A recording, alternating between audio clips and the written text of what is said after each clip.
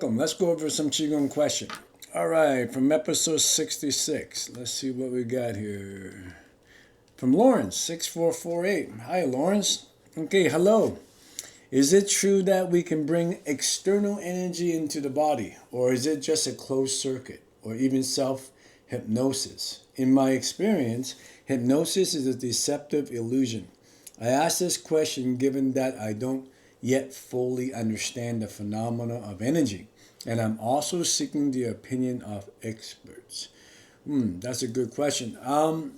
Lawrence, I did an episode on what is Qi. I think it's episode 2, either 2 or 3. It's in the playlist in the channel, so you're welcome to revisit that, where I go into detail about stuff that's related to your question. But I 100% agree that, hypnosis is a deceptive illusion, right? So one of the things you want to make sure when you practice Qigong from a Taoist perspective is not to use your belief system too much. So we don't rely on a belief system. Belief is not required. It's like gravity. If I drop something, you can see gravity's happening. I don't need any belief. The only time you need belief is when you can't feel something, right? So it becomes like an assumption. It could be very useful, but it could also be very destructive. So you're taking a risk.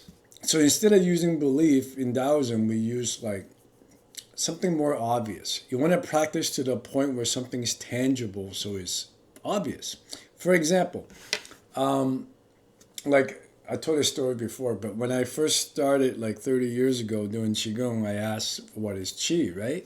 And my first Qigong instructor at the time, he doesn't believe Qi is energy, and he feels that it's a practice that changes how your mind and body operates and how it connects and how it works. And that is certainly true, right? And then my second instructor in Qigong believed that Qi is actually energy, but like you suggested, is mostly a closed circuit system inside your body. Although there's Qi outside your body, you're mainly working with the Qi inside your body, or the energy inside your body.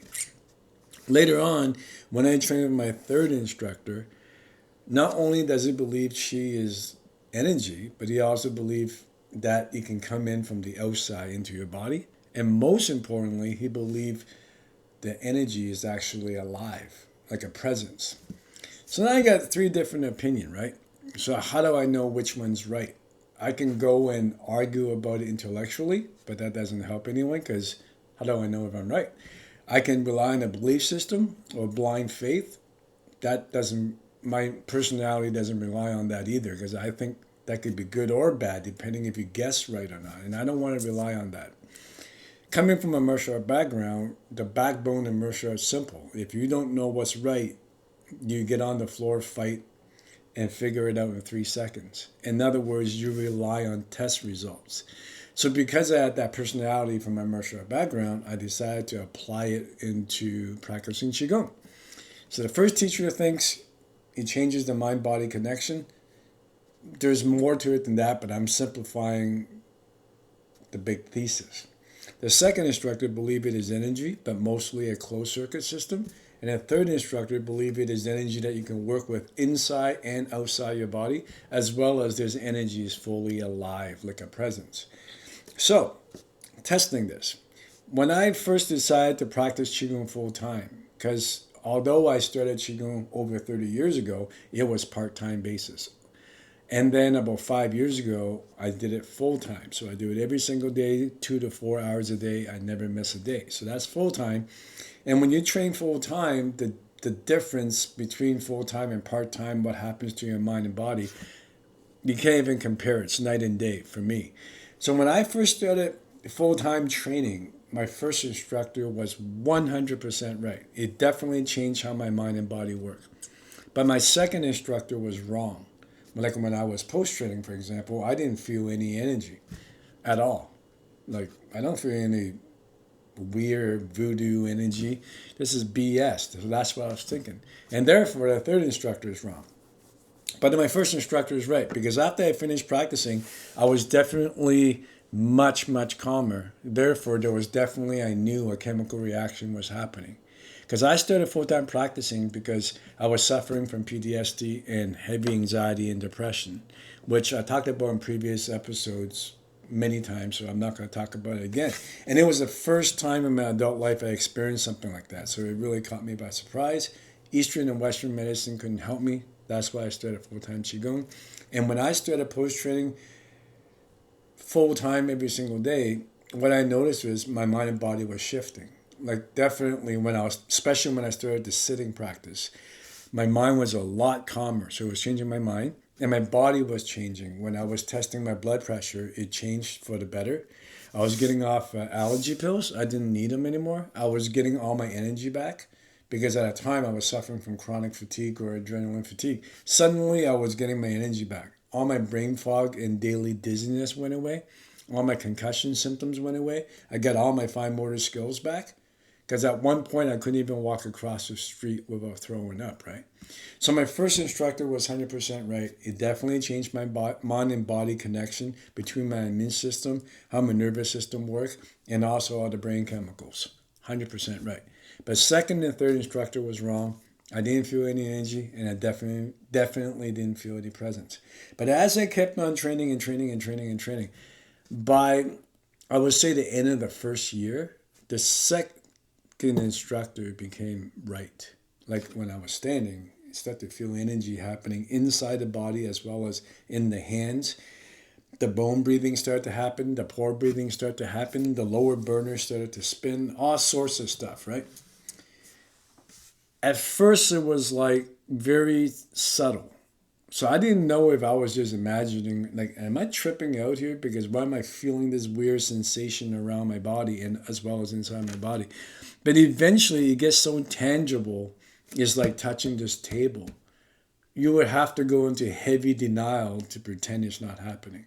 So that, to answer your question, that's how you know if something is real. It becomes so obvious that the question of whether it's real or not doesn't even enter your mind anymore. So the second instructor was right.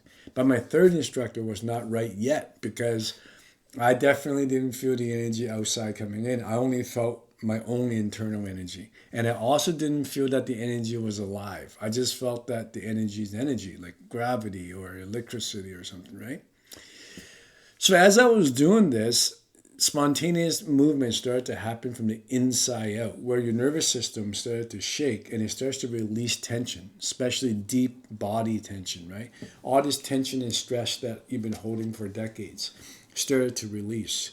Some people will start throwing up, some people will start crying, some people will start yelling.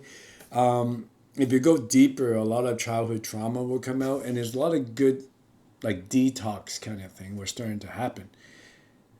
It's very draining, but it's also very healing. After the draining stage, you go back to doing more post-training to recharge your body. Maybe in another episode, I'll talk about that process. But anyway, so the second instructor becomes right. And then I kept on practicing. By my third year, or the end of second year, I can't remember the exact time, I'll have to look at my journal. The third instructor became right. The spontaneous movement was no longer just like inside out, but it was also outside in. You start to feel kind of like, I guess, your magnetic field stuff outside your body, and it starts to move you, and you start to move it. Become a relationship, right? So everything we know about the magnetic field and how it affects the body through thoughts, all the stuff that quantum physics talk about, and also the pictures they took for a magnetic field, we know that intellectually, but when you first start to feel it, heavy doubt comes in. Because you're like, is this real? Like, again, because the sensation is very tiny. So doubt enters, right? But once again, the same thing will happen. Eventually, the sensation gets so tangible, doubt just leaves. And if you go to a higher point and you end up sitting a lot, once you go through the 370, when you get to around here, when this starts merging up here, the stuff starts to feel alive. Not like you start seeing a dude or something, but it's like the same feeling you get when you remember somebody in a lucid dream or something. Or better examples, like when you're sitting down sometime and you know someone's looking at you from across the room, you can feel it. You can feel presence there. And then when you look at the guy looks away, like when you're in a restaurant or something. So you feel the presence. So imagine that sensation is being cranked up. That's how it feels like, at least to me, of when the stuff is alive. And then the same process happened where the sensation go from very tiny to extremely tangible, right? So that's the best I can do to answer your question, because I can only talk about what I went through. And as these things go by, I start to realize all three of my instructors were right. They were just looking at it from a different point of view based on different levels of perception, based on your practice level. Not to say they were at that level. It was to say they were talking to me based on my level at the time, right? So at first, when you're practicing, of course, it's not energy work, even though we call it that. You're really working with your bones, you're working with your muscles, you're working with your blood and your chemicals and your mind and body connection.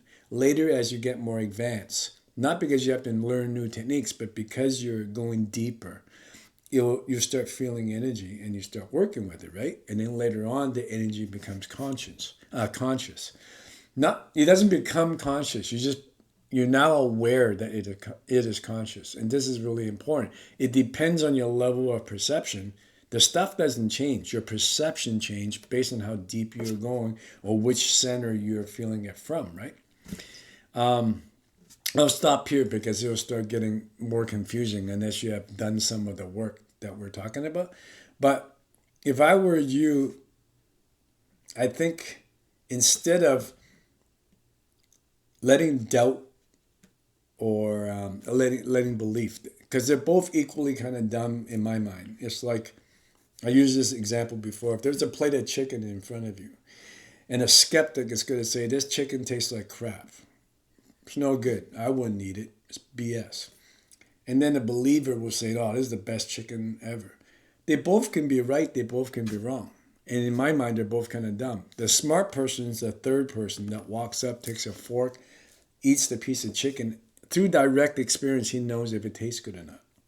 That's why in Qigong, in Taoism at least, we try not to approach things as a skeptic. In the same time, we try not to approach things as a believer. Instead, jump in, get direct experience, and then you'll see for yourself.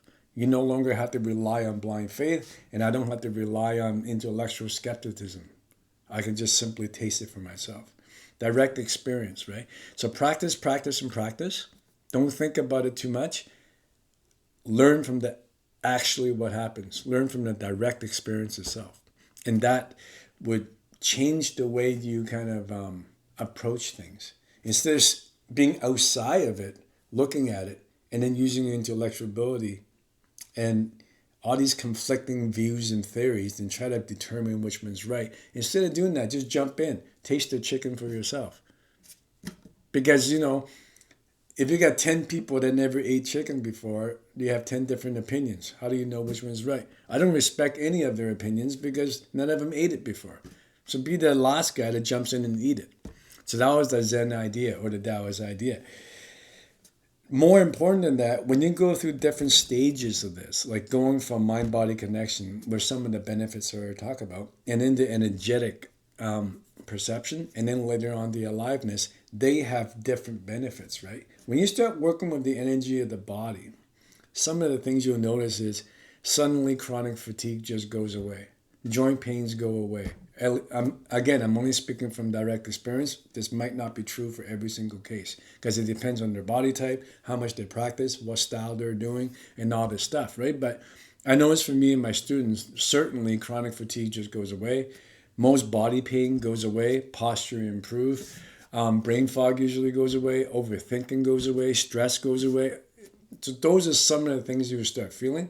And also social connections. You will feel more connected to things. And your sensitivity to stimuli increases. But for those that have gone to the point where they feel the stuff is alive, then something else shifts. This feeling of this feeling of peace and bliss starts to enter your life, where you get joy without reason. You no longer have to chase all these things and have all these goals to be happy. Instead, you become like a kid again. You're happy and you don't even know why. You're just happy. No reason needed. Therefore, it can't be taken away from you, right? And that changes in the way how you relate to things. Instead of, always chasing or try to take, you're now more relaxed. And it reduces an enormous amount of stress. When I was going through depression, that was the exact thing that made it go away. And I tried everything, right? Like I was standing a lot, didn't really work. They tried to give me drugs, didn't work. Because they couldn't really understand what it was. Different doctors diagnosed me with different things. Some said I had post-concussion syndrome. Some said I had PTSD. Some said I had depression. It goes on. And then Chinese medicine had their own diagnosis. None of it worked. What cured me was doing Qigong to the point where the stuff started to feel alive and things were starting to connect. When that happened, that blissful feeling came, right? And that's what made depression go away and completely cure, right? So when you're doing different levels of this energy work, that's what I tell my students, because that's what my teacher told me. Try not to have a stiff, rigid definition, because your definition and perception is going to change, assuming you're growing and improving, right?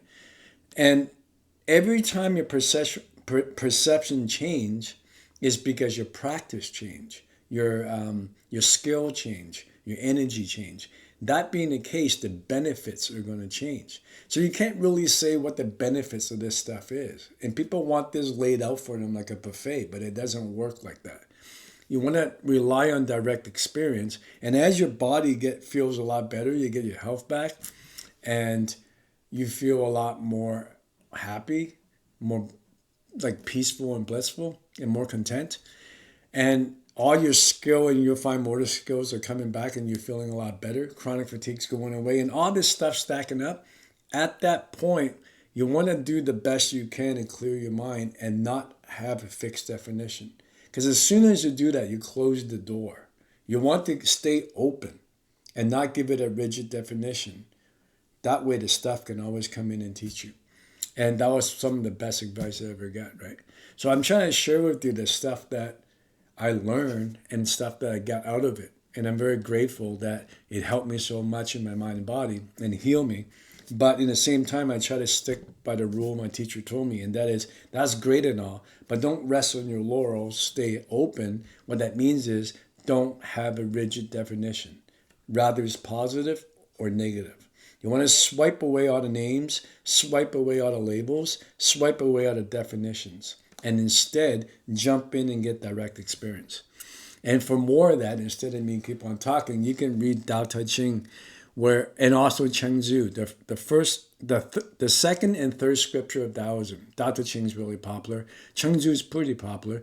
In both of those books, the sages talk about how we should wipe away names and not be too rigid with our knowledge. That really helps you empty and open your mind so you can continue to grow.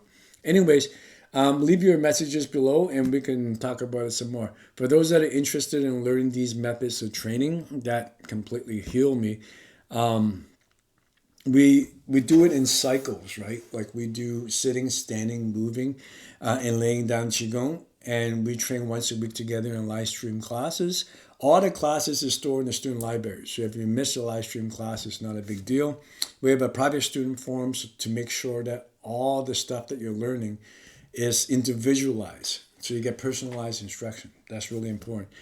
And I'm probably forgetting a bunch of stuff. So you can read about it on the website. Follow the links below. See you guys next time. Have a good night.